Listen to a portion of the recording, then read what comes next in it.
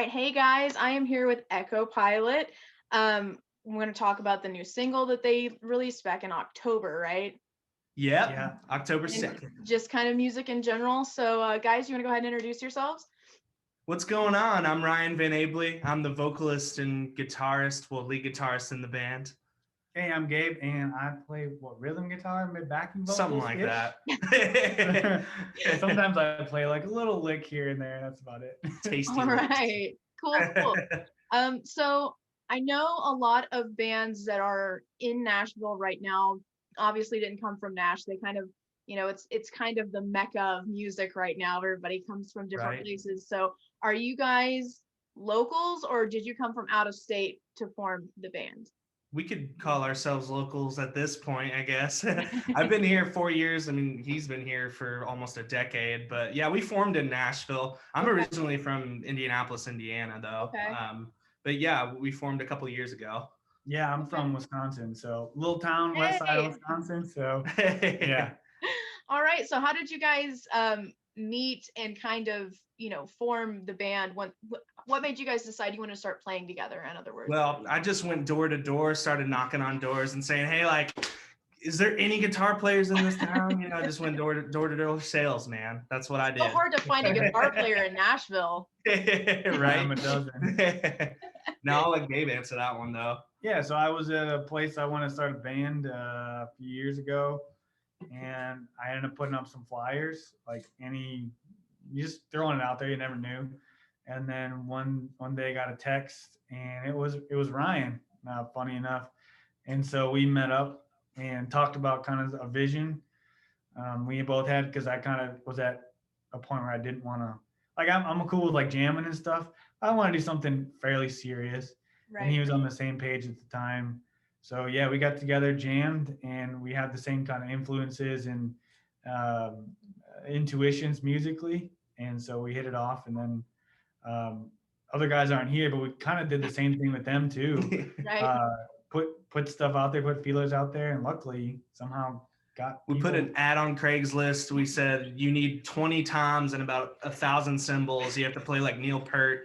We need that kind of drummer. You gotta have a 360 setup or else we Exactly. We need a drum solo Right. every night. Yep. We just need at least a half-hour drum solo.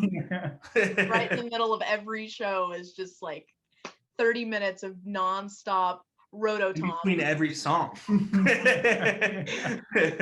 So how long have you guys been playing together now? It's like a couple years, right? Yeah, as a full band, a couple years. Yeah, Gabe and I, we met a few years ago, and yeah, like he said, we had a similar vision, and we tried out a couple of other guys, a couple other drummers, and a few other bassists that didn't mesh as well initially, and then finally met Greg and Wes, where we really felt like it clicked and had a chemistry, and then when we all get into a room together, there's that unspoken type of chemistry. I feel like, I always like try and feel out certain musicians that way, if you have a connection where you don't even have to talk. So, and I definitely felt that with those other three guys. That's for sure. Yeah, absolutely. I was going to say having the right rhythm section in your band is so important because if you don't, it throws off everything. Right. Yeah, and I'm biased because I'm from a family full of drummers, but I Yeah. was also in marching band in high school, and if the drum line is off, the whole band is screwed. And like I really feel that like rhythm section, like if it's off, that's why bands cycle through drummers because like if you don't have the right one, it's gotta throw the whole thing out. Yeah. Well, Gabe and I, we're a little extra picky. My favorite drummers are John Bonham and Dave Grohl, and he loves Trey Cool. So, Yeah. we have a high standard. So, Those like, are we good wanted to ones, be though. super picky on that. So. Yeah, absolutely. Thankfully, Greg, he's a great drummer, a great musician, and lucky to have him as a part of the band. So. Yeah. Absolutely. So you guys just dropped the single October 2nd, is that right? Yeah, early October. Harry Houdini. So was that something that you recorded during coronavirus, or was that something you'd worked on before and just kind of held on to drop, in the lull between live shows and that kind of thing? Sure. So we recorded that probably, I would say, like a year ago. Okay. So I've had the song for a couple of years, and then we showed it to the guys, and we just thought to release it, yeah, during quarantine and everything, just because people need music right now, that's for Absolutely. sure. And it's one of our heavier numbers, and I think people really like to headbang to it and enjoy like the melodies too and the chorus and all that. And but yeah, we've had the song for maybe a year, a couple years. Okay. So yeah, that's a lot of what I've seen from the bands I've talked to is stuff that they're releasing right now is stuff that they've kind of been sitting on and they're like, well, we got, let's may as well put this out here, which I think is really cool because in a lot of ways, I think we're getting releases that we may have not necessarily gotten either at all or until a full album came out, and so now that Right. people are not able to do live music and they're having to kind of push stuff out there, I feel like it's making a lot of artists kind of push the envelope on what they're comfortable with releasing. And I definitely thought, like, from what you guys just have 2 songs up on Spotify right now, but they're both very tonally different, but also within the same wheelhouse. And I thought that was really cool because you guys definitely have a cohesive sound, but I can see where you're kind of exploring in different directions, which I thought was really, really cool. And I really, obviously, I like the new single a lot. So, Awesome. Yeah. how, Thank you. yeah, no problem. How else has, besides the obvious not being able to do live shows at least the same way, how else has COVID-19 impacted the way that you make music and the way that you personally have experienced music, be it as, producing it or as a listener? Sure. I mean, for me, basically, I'm kind of like making music. I'm actually taking the time to try new things. So literally do whether it's a piano-based song or a synth-based something or other, just trying new things. You never know what can happen to there. And then as far as my experience, like I've dug a lot deeper into the production side of it. So what I've signed up for a few not mixing courses, but like the subscription based mixing and producing like websites or whatnot. And I really enjoy watching other people like make the product. So I've been educating myself in those 2 ways, at least for myself. Yeah, and for me, it's been tough not being able to jam with the guys like on a weekly basis, or go out and play shows and meet people and, play with all the other great local bands in town. So, what I've been doing, I've just been staying at home, kind of laying low, writing a lot of lyrics and just trying to play some chords over it and write some songs.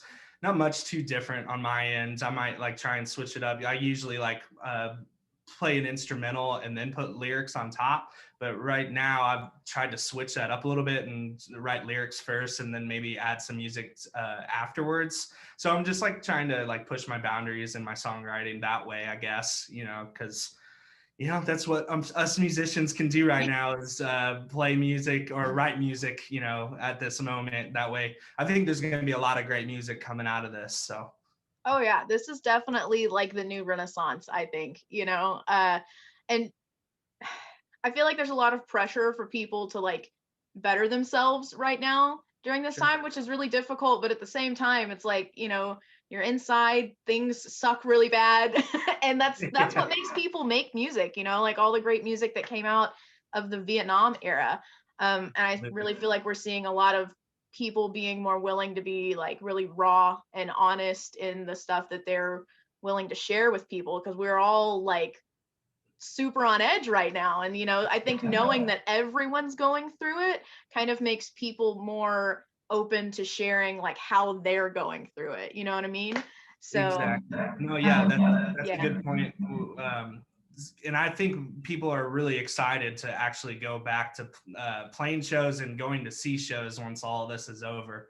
Because I feel like all of the local shows, wherever you go, are going to be packed with people ready to Absolutely. dance their ass off and just, sing along to songs and go back to festivals and all of that. And yeah, I'm definitely looking forward to it. I know That's what I that. was gonna say. I can't wait. I'm immunocompromised, so I'm like in my house, but as Right. soon as I get like the green light to go out and be in the mix, I'm gonna be like covered in sweat and like beer that somebody spilled on my head, you know, and I'm just gonna be Absolutely. Yep. like Be all in. ripping shots too.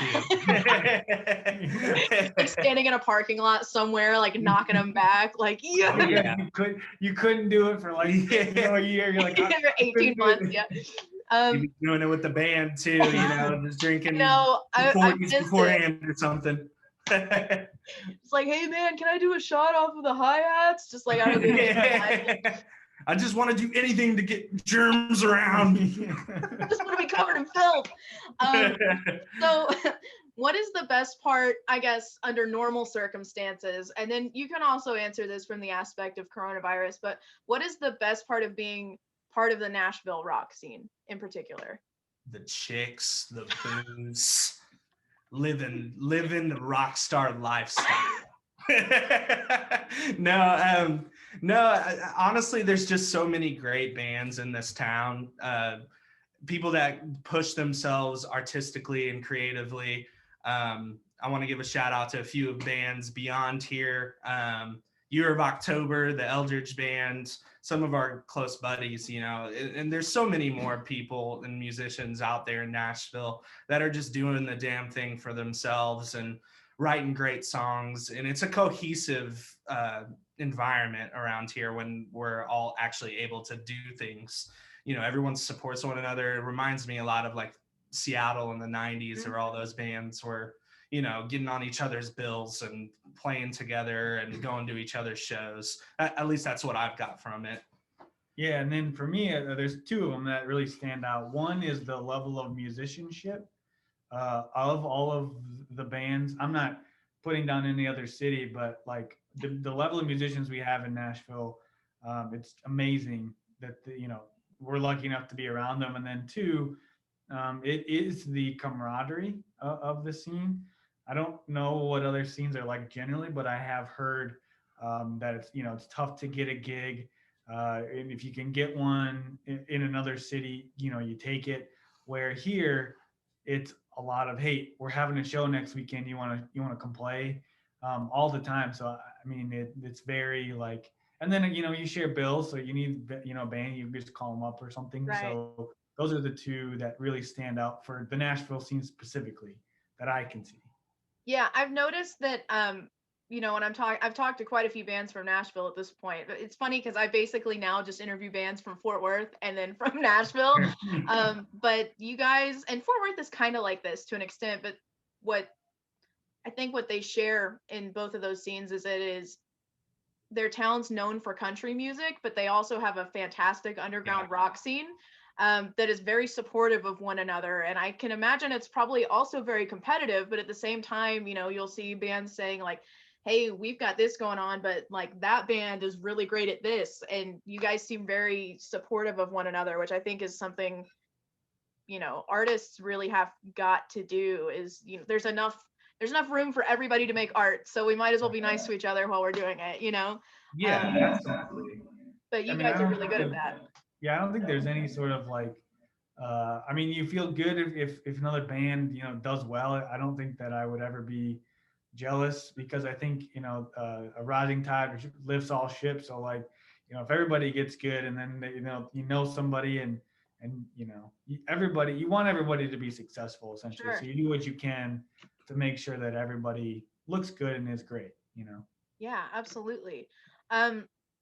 So listening to your music, I get a lot of different like genres and vibes from it. I mean, you guys have like a grungy kind of influences. There's some like punk in there, obviously like rock, a little bit of thrash is what I hear as well. So what are some of your favorite bands and artists that have influenced you? And then if you can rattle off a couple of your top like albums that either inspired you to make music or just some that you really love.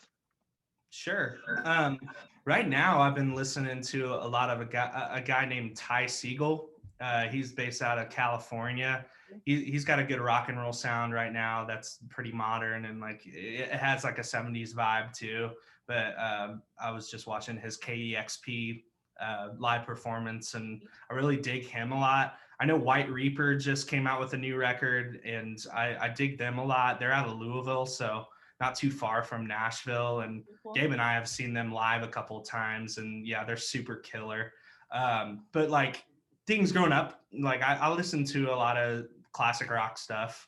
Like my dad got me into Zeppelin when I was younger, and AC. Like the first video I ever saw was "Let There Be Rock" live Yes, in Sydney, a classic. 1977. You know, Angus is in his schoolboy outfit, just going crazy and shredding, and you know, doing that crazy stuff on the floor, and just not. He's just a spaz, and that's what made me want to get into music was watching him play guitar, and I was just like, oh my gosh, this is incredible. But you know, it's just an array of influences. You know, you find influences in a variety of sounds. Yeah, absolutely. Do you have albums that you typically like, or just? Oh yeah. There's a lot of albums out there that have changed my life for me. A big one, which I've actually just revisited, was "Wasting Light" by Foo Fighters. That record, top to bottom, for me, is just like that taught me how to write songs. You know, Yeah. that all those songs are just great rock songs. They have great hooks, and yeah, that album has a special place in my heart. And then sonically, I've said this before, Nevermind, Nirvana, that album sounds so good. And Led Zeppelin 2, I would say, is probably my favorite Zeppelin record, with straight out of the gate, Whole Lotta Love. You know, so I love that one. Absolutely. Yeah, and then for me, I have like a lot of influences. I like to say everything comes in like a melting pot. So I started with Green Day. So Green Day's American Idiot. We'll talk about this in the second half, but like that's my favorite album. But that one led me into like, that was the gateway to all of them, like learning about music. Yes.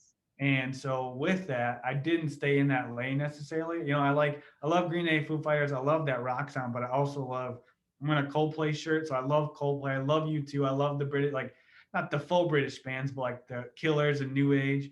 And then I like all of that. And then I love 90s pop because I was a kid of the late 90s, early 2000s.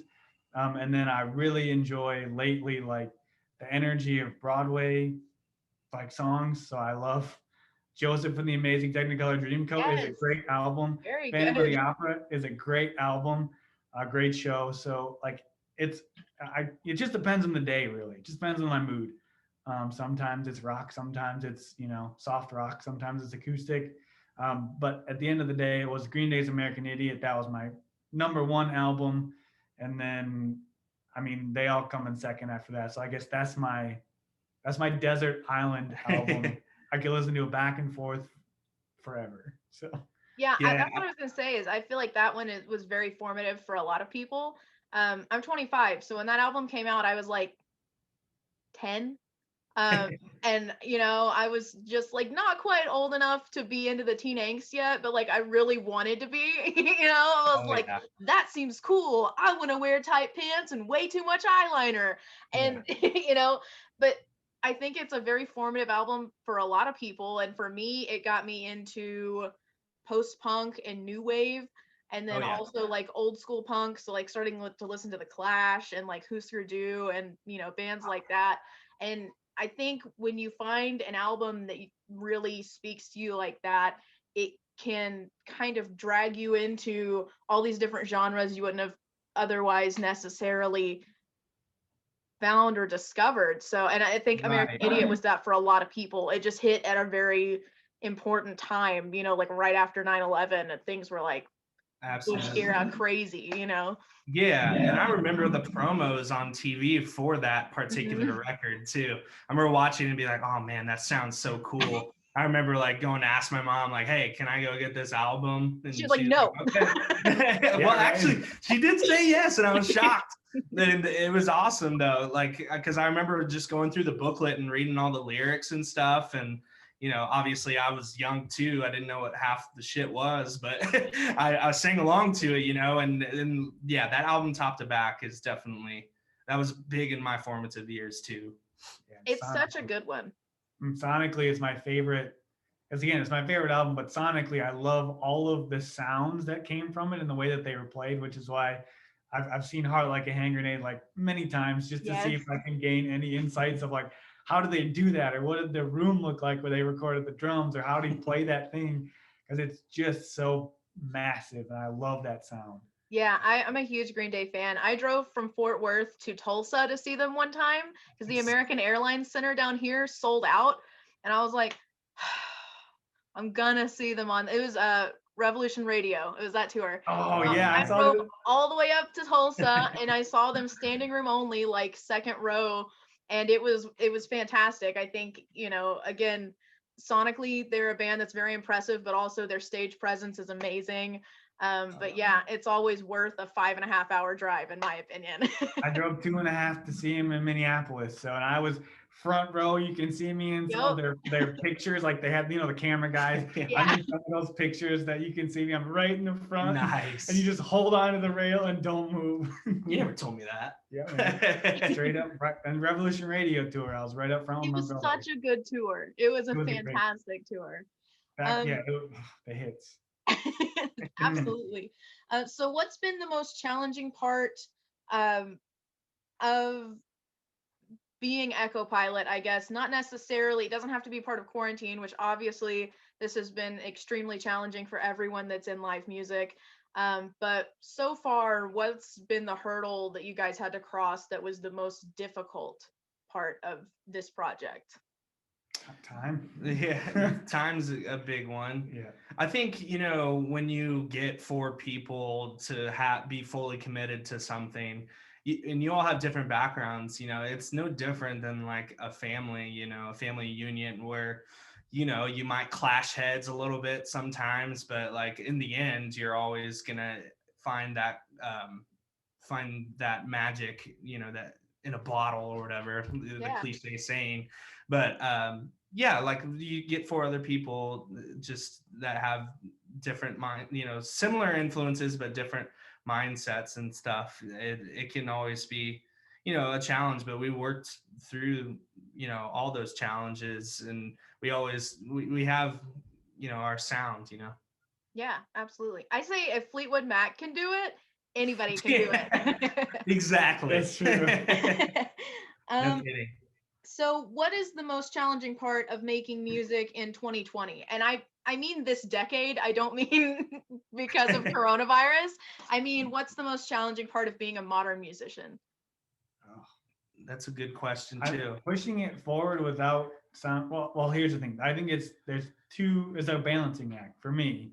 It's not sounding so cliche of like, mid 90s, early 2000s, but and also pushing it forward at the same time. Right. Because we've heard all of you always want to be the best version of your band, not a second rate other Right. band. Right. So it's like not taking those influences, but making sure that they're unique enough that it's something, brand new, but also doesn't sound like, I don't know, some bands today are very programmed and they sound stale. I don't know how to describe it, but there's some programming in the tracks and everything is so neat and squished and compressed. There's no life to it. So it's that's the modern sound. So it's being modern and but still harkening back to your roots Sure. of that time that you liked, the music you like. Yeah. Yeah, and I think we're seeing a lot of like a second genesis of, the rock mindset, not just rock music, but like what it means to make rock and roll and what it means to, put your entire heart into a record, and not really give a damn if it's going to make platinum, not putting out Right. music because you want to make money, but putting out music because you have to. And I think that's something that is like, there's a vacuum for that type of thinking and for that type of production, and people are starting to miss it and people are going back to it. And so I think, for people like you guys that are just making super thrashy, like hardcore rock music, it's something people have missed, and I think you guys are going to be really successful with it, because like I said, there's a niche there for that type of writing, and you guys kind of fit into it. So I think that's Wait till you hear the new stuff, man.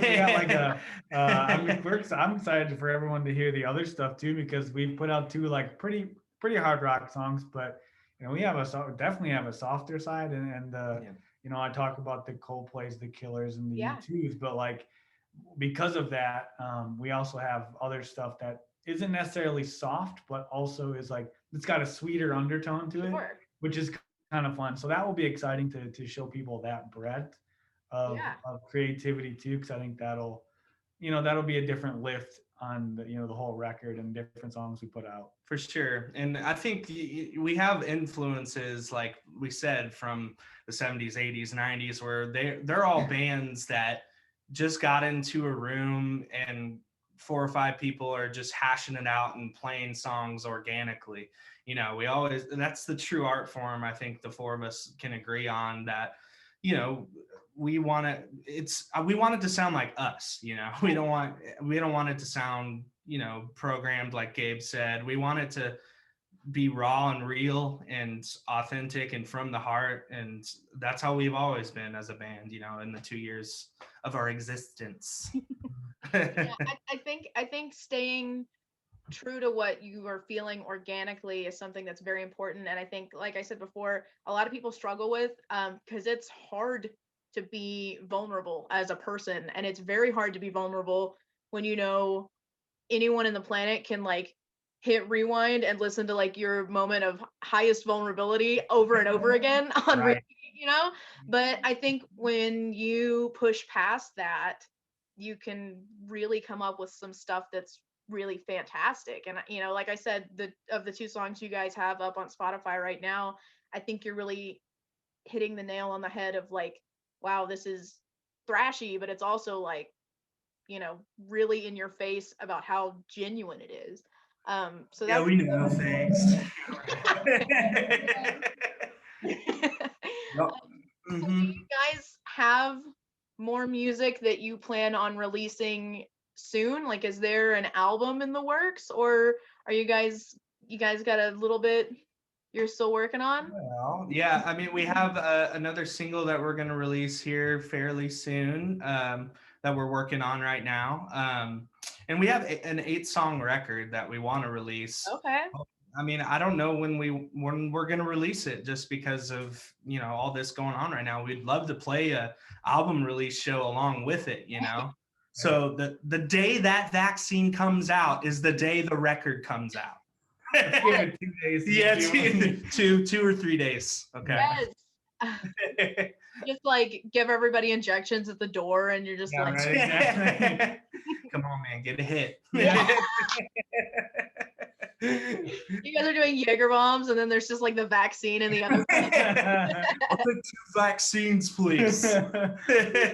Amazing. Yeah, and a Miller Lite. 2 vaccines and a Miller Lite. Yes. Do one for the guy behind me. He keeps coughing. Yeah. Up. Right. Well, awesome. Well, just to wrap up then, is there anything you can kind of give us hints on anything you plan on dropping soon? And then after that, we can just plug socials and we'll kind of wrap it up. Yeah, well, like I said, we'll have another single hopefully released within the next couple of months. Cool. Gabriel is mixing it right now as we speak, so super excited. I'm not gonna give the title of the song away yet, but it's a good rock and roll song, and we're excited about it, and it's gonna be a lot of fun. It's a little softer this time, so it's not as hard in your face. It's more it's sweeter. Yeah. So it's still rock, but it's not as pumping in your face. So it's unicorns and rainbows and kisses. Exactly. These are from Gene Simmons, and they're covered in blood. Yeah, exactly. We like the contrast, okay? Dichotomy. You gotta give people. We're moody. You gotta. It's like a nice meal. You start with the salad, and then you gotta get the amuse bouche, and then you get the amuse bouche, and then you get the full course meal. Salt Bae. Yeah. All right. Well, awesome. Where can we guys follow you on social media? Well, you can follow us on Instagram at Echo Pilot Music. Facebook is the same thing. Twitter, the same thing. And I just caved and got ourselves, Gabe doesn't even know, I got us a TikTok. TikTok. Oh, yes. Hey, we'll see. More audience. We'll see what happens. I'm a little old for that. I know. All right. Well, thank you guys so much for giving me your time. And we're looking forward to hearing that full album, hopefully sooner than later, if we can get a vaccine out there. So Yeah, as soon as we're done, we'll send you the track. yes, absolutely. Looking forward to it. Thanks, All right. Chloe. Thank you guys. Have a good one. You too.